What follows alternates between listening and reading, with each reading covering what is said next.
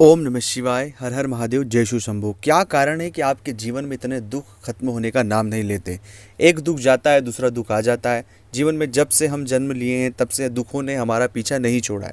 ऐसा क्यों हमारे साथ बार बार हो रहा है? हम बहुत से उपाय करते हैं, बहुत से हल करते हैं, और हम तो जाने और अनजाने में कभी भी किसी व्यक्ति का बुरा नहीं करना चाहते, लेकिन फिर भी हमारे हिस्से में दुख क्यों है और इन दुखों से कैसे छुटकारा मिलेगा?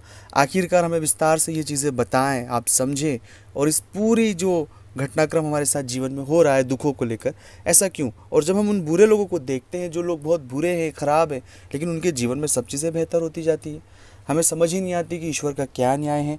और हम बहुत हताश और निराश हो जाते हैं। हमारे मन में कई सारे प्रश्न शुरू हो जाते हैं कि हमारे जीवन में इतना दुख, इतना पीड़ा क्यों है?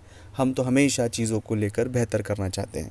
इस पूरे प्रश्न का जवाब मिलेगा, और अगर ऐसी परिस्थिति से आप जूझ रहे हैं तो ज़रूर इस वीडियो को पूरा और अंत तक देखकर इन दुखों से आपको छुटकारा मिलेगा, एक सही रास्ता मिलेगा, एक सही मार्गदर्शन मिलेगा, जिससे आपके जीवन में कई सारे सकारात्मक बदलाव आपको देखने को मिलेगा।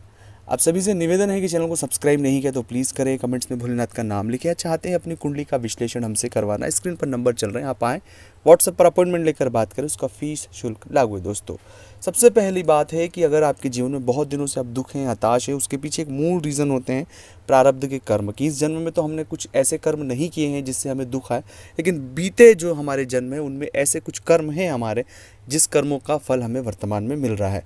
तो इसलिए उस कर्म का जो पश्चाताप है वो हर एक व्यक्ति को करना होगा, चाहे मैं हूँ, आप हो, कोई भी हो। लेकिन उस कर्म के पश्चाताप में और जो उस कर्म के भाव हैं उसमें हमें इस तरह का भाव नहीं रखना है कि सब चीज़ें खराब चल रही है, सब चीज़ें बेकार होगी। इस तरह का भाव मन में कुछ भी नहीं रखना है, क्योंकि यह वर्तमान को ख़राब करता है। यह आने वाले समय में इस जन्म में जो किए जाने वाले हमारे अच्छे कर्म हैं, हम उन कर्मों को ख़राब कर रहे हैं। इसलिए उन सभी हालातों को एक सकारात्मकता में लेते हुए, उन हालातों से जूझते हुए हमें धीरे धीरे आगे बढ़ना है। हमारे मन में कोई भी नकारात्मकता नहीं रखना है, हमें नेगेटिव नहीं होना है, तनाव में नहीं जाना है। हमें उन हालातों को फेस करना है। जब तक हम फेस नहीं करेंगे तब तक चीज़ें कुछ भी ठीक नहीं होगी। और ईश्वर का जो स्मरण है वो सबसे बड़ी सत्ता है, वो सबसे बड़ा दयालु और क्षमा करने वाला है। इसलिए जितना हो सके उतना अपने इन हालातों में नमः शिवाय का जाप करें, ओम नमः शिवाय का जाप करें।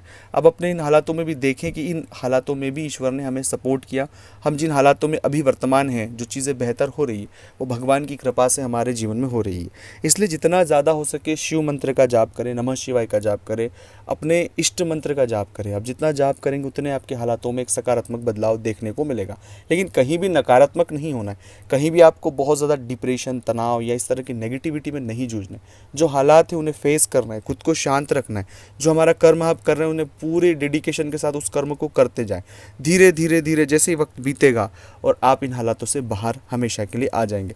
लेकिन वर्तमान अगर आप अपनी परिस्थितियों में आप विचलित होंगे, आप अपने मन को भ्रमित करेंगे, आप बहुत परेशान होंगे, हताश होंगे, निराश होंगे, तो एक गलत डिसीजन आपके जीवन को पूरा बदल सकता है। तो इसलिए मेरा निवेदन है कि ऐसे हालातों में नमः शिवाय का जाप करें, खुद को धैर्य रखें, अपने हालातों को बहुत डीप ऑब्जर्वेशन करें कि कहाँ सही है, क्या गलत है।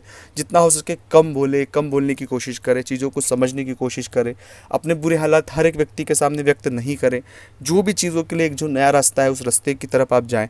इस तरह की जब कोशिश आप सकारात्मक करेंगे, ईश्वर आपका साथ देगा, और धीरे धीरे धीरे जो भी दुख आपके जीवन में चल रहा है आप उससे बहुत कम समय में बाहर निकल आएंगे। अपने अंदर, अपने आसपास, अपने घर के आसपास जो भी शिवालय हो, 2 वक्त शिवालय ज़रूर जाएं। ओम नमः शिवाय का जाप जितना हो सके उतना जाप करें। आपके जीवन में बहुत कम समय में वो बदलाव देखने को मिलेगा जिसके बारे में आपने कभी सोचा नहीं होगा। तो अगर ये वीडियो अच्छा लगा तो लाइक करना, शेयर करना, कमेंट्स करना। मिलते हैं अगले वीडियो में। ओम नमः शिवाय।